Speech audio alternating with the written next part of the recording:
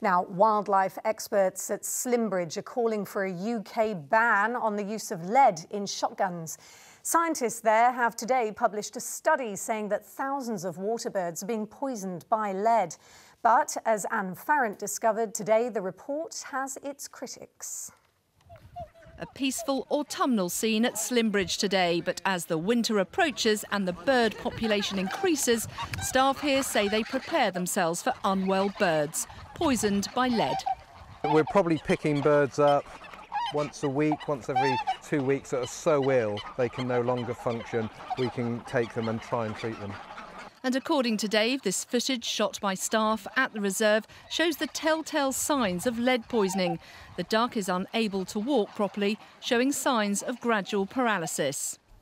Waterbirds can come into contact with spent lead shot when they're feeding. When they eat, they take in grit to help them grind their food. And unfortunately, sometimes spent lead shot can be mixed up in that grit.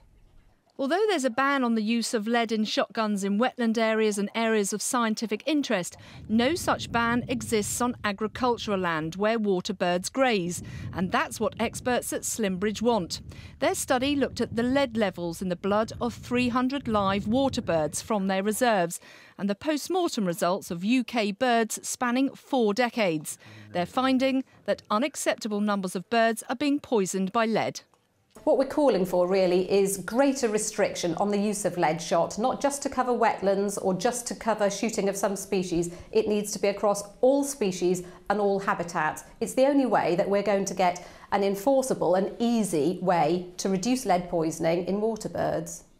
And for one local businessman who runs more than 150 shooting days a year across Gloucestershire, the report from Slimbridge doesn't hold water.